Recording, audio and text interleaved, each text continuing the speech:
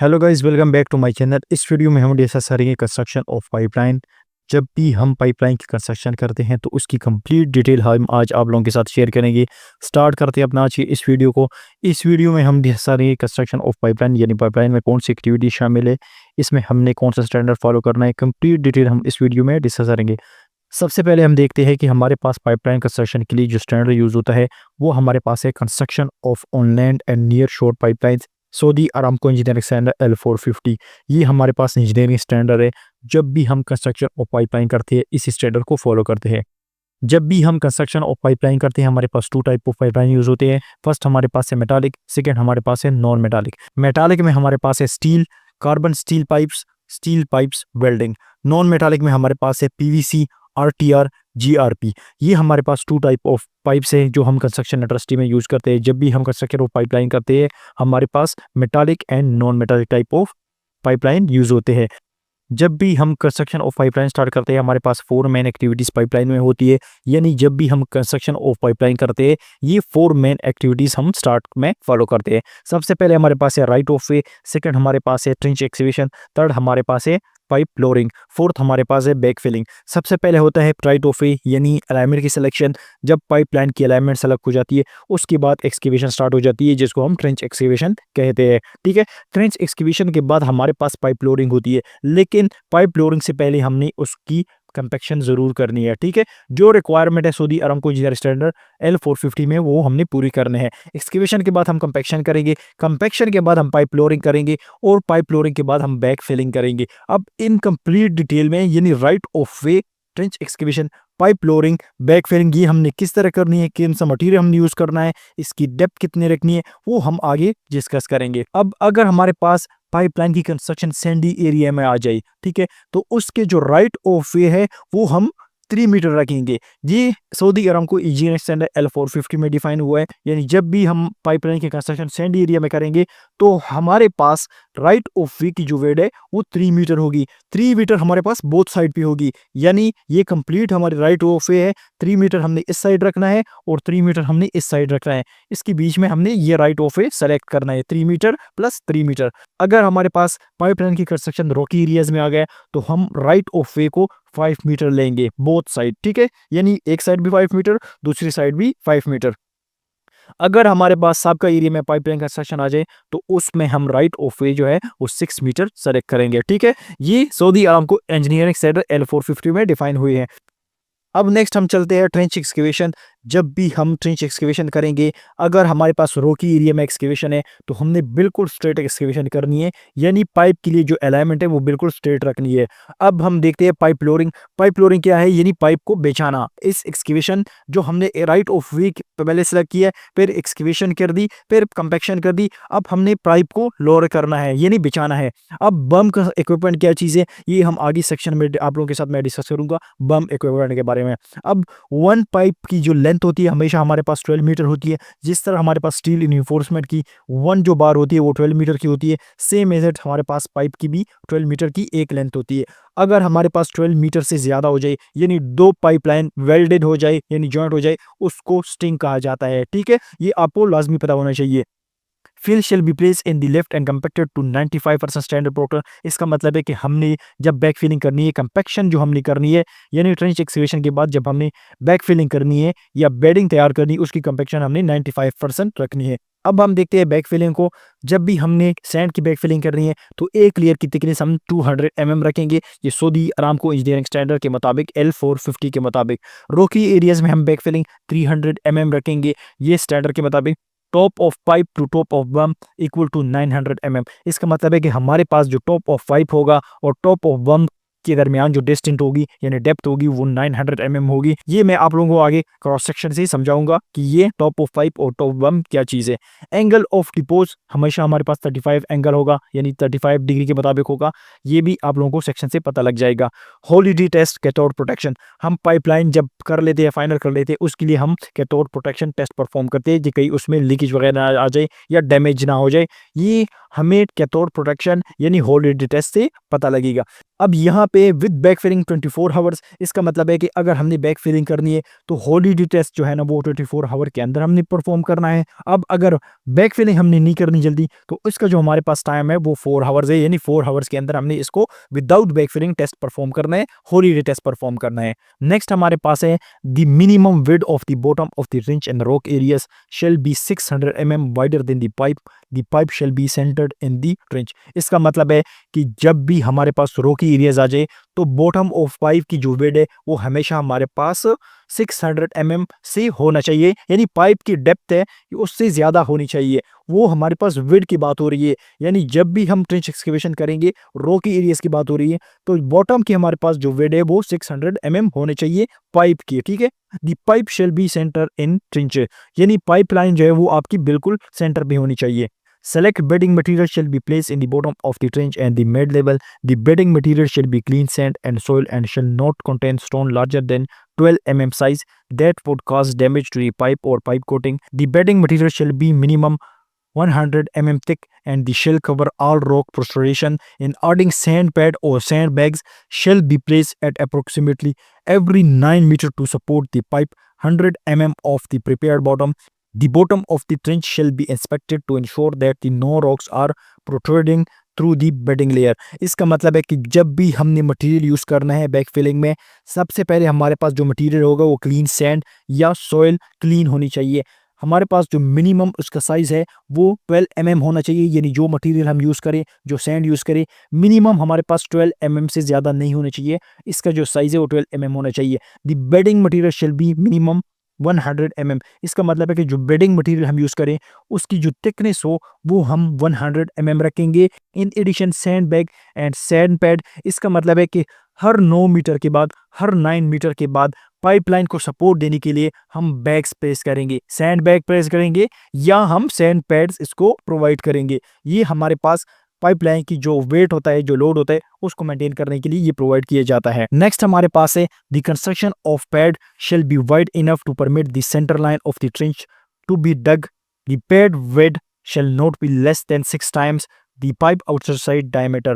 The side of the fill shall not be steeper than 35 degree. The top of the pipe shall be below the level of the construction road by at least 100 mm. इसका मतलब है कि जब भी हम construction pad use करेंगे वो हमेशा हमारे पास सेंटर लाइन पे होना चाहिए।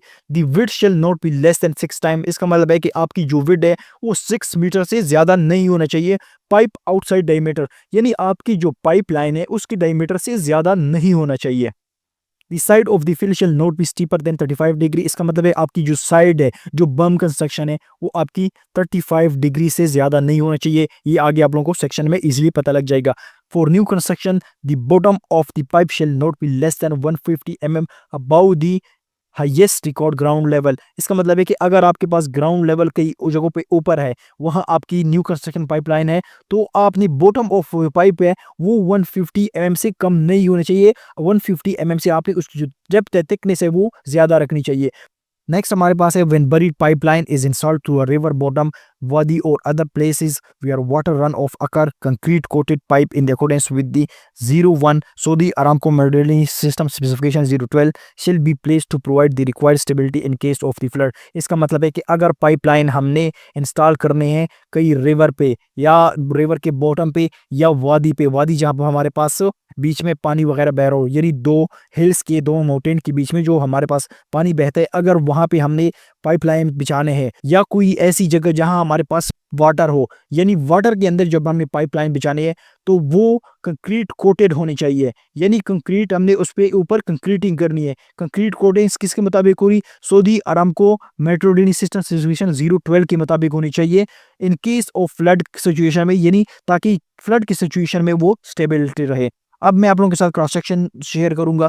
अब हमारे पास बड़ी पाइपलाइन इंस्टॉल डिटेल, जब भी हम पाइपलाइन को इंस्टॉल करेंगे तो ये cross section Saudi Aramco engineer L450 में जो डिफाइन हुआ है वो ये क्रॉस सेक्शन डिफाइन हुआ है।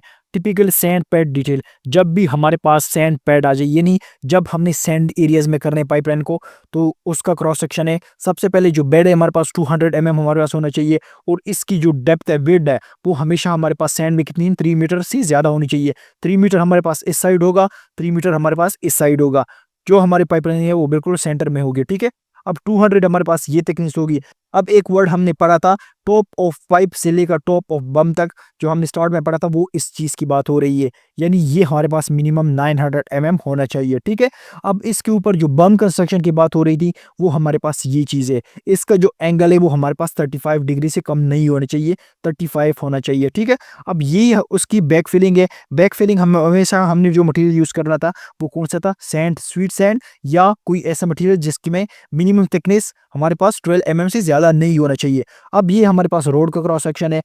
यहाँ पे हमने जो रोड की शोल्डर है वो 600 mm ज़रूर देने हैं, यानी बोथ साइड हमारे पास शोल्डर 600 mm होना चाहिए।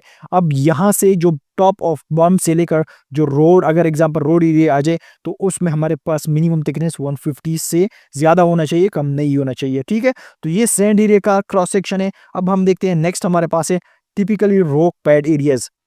यहाँ हमारे पास अगर रॉकी एरियाज आ जाए तो वहाँ हमारे पास जो टिपिकल क्रॉस सेक्शन है वो फॉलो होगा। ये हमारे पास मिनिमम जो हमारे पास विड है वो 600 mm से ज़्यादा होना चाहिए, यानी राइट ऑफ हमारे पास 600 mm से ज़्यादा होना चाहिए। अब इसमें जो क्रॉस सेक्शन में हमारे पास जो लेयर है वो हमारे पास 300 mm है, यानी ये हमारे पास जो लेयर है या ये साइड्स जो हमारे पास बैक फिलिंग करनी है ये हमारे पास 300 mm इसमें हम बैक फिलिंग करेंगे।